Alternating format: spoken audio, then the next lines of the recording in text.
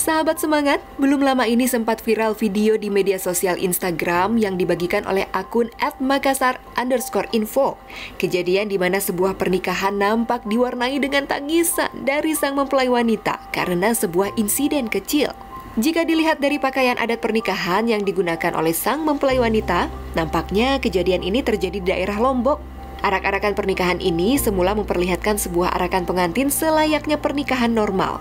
Namun, di saat datang seorang pria berbaju putih mengenakan masker hendak memegang payung pengantin, tiba-tiba sang mempelai wanita ini pun dibisiki oleh temannya dan dia menengok ke arah belakang. Tak diduga dan disangka, wanita ini langsung memeluk sang pria pemegang payung yang ternyata pria tersebut adalah mantan pacarnya. Kisah cinta mereka berdua harus kandas karena sang wanita dijodohkan dengan pria pilihan orang tuanya. Sangat miris ya sahabat semangat. Kisah cinta dari sepasang kekasih yang harus dipisahkan karena sang wanita ini harus dijodohkan oleh orang tuanya. Kisah cinta yang seharusnya bahagia karena dapat menemukan jalannya sendiri, terpaksa harus kandas karena orang tua ikut menentukan takdir jodoh dari anaknya. Aduh, sedih banget ngelihatnya ya. Dan mudah-mudahan ini menjadi pertimbangan bagi para orang tua yang harus tanda kutip memaksakan perjodohan kepada anak-anaknya. Kembali lagi pemirsa di Semangat Siang Indonesia, Indonesia harus semangat. Bersama saya Dita Ruspedi, kita masih membicarakan soal pernikahan dan perjodohan atau pernikahan yang sedang bisa dibilang jadi tren saat ini adalah melalui perjodohan dan dilakukan di usia muda. Tapi ngomong-ngomong pemirsa soal yang namanya perjodohan, benar nggak sih ini selalu berujung kepada kegagalan? Kita dengerin aja yuk. Ini cerita dari sahabat semangat yang sudah menikah tapi dijodohkan oleh orang tuanya. Sudah terhubung bersama kami pemirsa, ada Mbak Siti Kholilah. Halo, assalamualaikum Mbak Siti Kholilah, panggilannya Mbak Lila. Waalaikumsalam warahmatullahi wabarakatuh. Iya, Mbak Lila ini adalah sahabat semangat yang sudah menikah dan menikahnya berdasarkan perjodohan oleh orang tua. Mbak Lila, dulu waktu dijodohkan ada drama seperti di feature tadi nggak sih? Atau cerita dong gimana awal kisahnya bisa sampai dijodohkan, kemudian menikah dan terbilang bahagia begitu Mbak Lila. Coba cerita dong. Nggak terlalu ada drama kayak gitu sih. Kebetulan pas waktu itu emang adik di pesantren, terus sering ngunjungin kan, sering jenguk. Akhirnya di situ ketemu sama calon suami. Nah, terus pas waktu itu ya orang tua yang ngerekomendasiin teh mau nggak sama ini si A. Kebetulan si A itu orang tuanya punya pesantren. Oh. Nah, berawal situ komunikasi ya. Kenal pas Januari, pas Februari itu mau sidang skripsi ceritanya, cuma di situ komunikasinya kadang lancar, kadang enggak gitu karena sibuk nyiapin sidang. Jadi enggak terlalu intens gitu. Terus ya udah enggak aja gitu. Terus pas kemudian bulan Mei tiba-tiba udah beres sidang skripsi, baru bulan Mei itu dihitbah.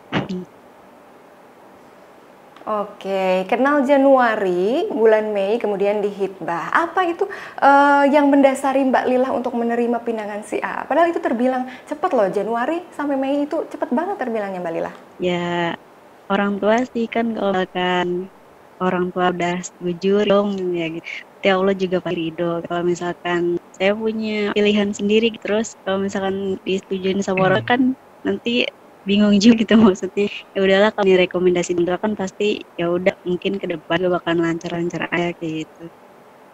Saat itu Mbak Lilahnya punya pacar atau belum? Udah enggak sih, enggak ada. Belum ya, alhamdulillah. Pak Ustadz, ini ada satu narasumber lagi pemirsa sudah terhubung bersama kami, ada Pak Ustadz Taufik. Pak Ustadz mau nanya dong, berarti ini hukumnya perjodohan dalam Islam itu seperti apa sih? Kalau kita lihat sih dari cerita Mbak Lila tuh ini anak yang solehah sekali Pak Ustadz. Gimana hukumnya Pak Ustadz dalam Islam? Sebenarnya tidak ada yang mewajibkan, tidak ada yang melarang, gitu. Tapi boleh, tapi dengan syarat. Yang pertama adalah jika wali atau orang tuanya menjodohkan anaknya, maka haruslah dicari yang terbaik, ya, terbaik agamanya, terbaik keturunannya, terbaik, Andre. Yang kedua harus melalui persetujuan anaknya, gitu. Harus dimusyawarahkan. Jika anaknya setuju, lanjut. Jika anaknya tidak, seorang wali, seorang ayah tidak boleh memaksa anaknya. Oke, kita juga sudah terhubung pemirsa bersama psikolog. Ada Mbak Indah Sundari Jayanti. Assalamualaikum Mbak Indah. Waalaikumsalam Mbak Dita, sehat? Alhamdulillah. Mbak Indah, kita sedang membicarakan soal perjodohan nih. Menurut Mbak Indah, tadi kita sudah lihat ya ada kasus pilu dari perjodohan. Menurut Mbak Indah nih dari sisi psikologi, bagaimana psikologi memandang hal ini Mbak Indah? Wajarkah jika seseorang yang sudah melangkah begitu jauh, tiba-tiba ambiar juga tuh di hari pernikahannya, nangis juga Mbak Indah, gimana tuh? Sebenarnya sempat ya sama Pak Ustadz terkait perjodohan ini kan adalah sesuatu yang kalau kita lihat secara hukum agama Islam bahwa ini bukan sesuatu yang diwajibkan, tapi bukan sesuatu yang juga dilarang. Gitu. Artinya memang tadi Pak Ustadz menggarisbawahi harus ada yang namanya persetujuan antara kedua belah pihak, gitu. Baik yang pihak yang dijodohkan maupun antara orang tua dengan si anak sendiri. Gitu. Artinya perjodohan di sini sebenarnya bukan sesuatu yang sifatnya menantang, bukan sesuatu yang sifatnya tidak diperbolehkan. Perjodohan ini hal yang sebenarnya boleh-boleh saja selama tidak ada pihak manapun yang merasa dirugikan. Gitu. Nah, kalau kita balik lagi ke masalah yang tadi terkait ketika proses perjodohan ini sudah berjalan, tapi begitu di pelaminan gitu, oh kok malah jadinya ambiar juga gitu kan tadi katanya. Nah, memang di sini kita melihat bahwa ada satu fenomena atau mungkin ada beberapa indikasi yang mungkin saja perjodohan ini sifatnya dipaksakan dalam tanda kutip. Entah itu dipaksakan antara pihak laki-laki atau perempuannya, atau dipaksakan antara si pihak orang tuanya, itu kan kita nggak tahu gitu. Tapi artinya ketika si perjodohan ini berjalan baik, ketika perjodohan ini didasari oleh perasaan ikhlas satu sama lain, perasaan memang ingin saling terbuka satu sama lain, itu nggak akan jadi ada masalah. Tapi kalau si perjodohan ini sifatnya dipaksakan, mementingkan kepentingan salah satu pihak, tidak mencoba mencari jalan tengah secara musyawarah dan mufakat, akhirnya bukan tidak mungkin jadinya ada salah satu pihak yang merasa dirugikan. Dan salah satu contoh perilaku yang muncul adalah seperti yang diberitakan tadi. Oke. Dan menurut Mbak Indah nih, apa saja sih faktor yang bisa mendorong seseorang menentukan atau mengambil sebuah keputusan? Artinya mau atau tidaknya dijodohkan itu bergantung pada apa sih Mbak Indah? Oke, nah yang pertama kalau kita melihat tentang perjodohan itu kan erat kaitannya dengan pernikahan. Nah, kita harus lihat juga anak yang kita jodohkan atau orang yang sedang kita jodohkan ini usianya di usia berapa sih, gitu. Sebelum kita melakukan perjodohan, sebagai orang dewasa di sekitar, sebisa mungkin kita memastikan bahwa anak ini atau individu ini setidaknya sudah mencapai usia dewasa. Kenapa? Betul. Karena di usia dewasa biasanya seseorang itu cenderung bisa membuat keputusan dengan lebih matang, gitu. Selain itu dia juga bisa lebih mandiri, bisa lebih dewasa dalam bersikap, bisa lebih memiliki kematangan emosi. Semua hal itu bisa lebih dipertimbangkan. Artinya ketika keputusan yang dibuat itu bukanlah keputusan yang sifatnya dipaksakan, bukan keputusan yang sifatnya tanpa kompromi, tanpa pikir panjang, tanpa adanya pertimbangan gitu. Makanya kenapa perjodohan ini juga harus kita lihat anak ini usia berapa sih?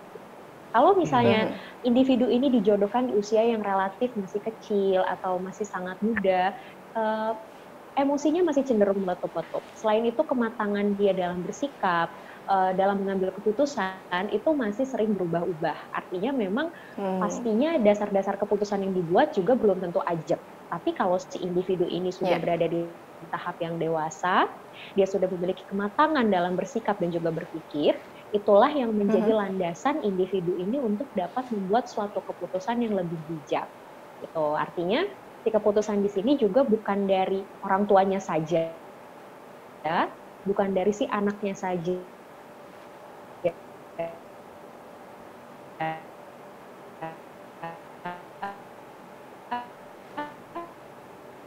Iya. Bukan dari pihak yang dijodohkan.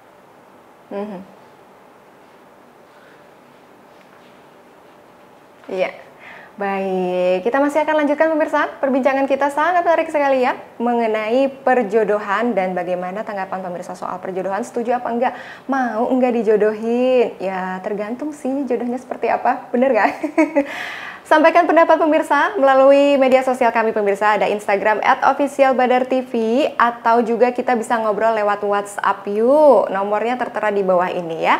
Kita masih akan lanjutkan perbincangan kita bersama Mbak Lila, sahabat semangat yang dijodohkan. Kemudian ada Pak Ustadz Taufik dan juga Mbak Indah Sundari Jayanti, psikolog kita. Usai jeda berikutnya pemirsa, tetap di Semangat Siang Indonesia. Indonesia harus semangat.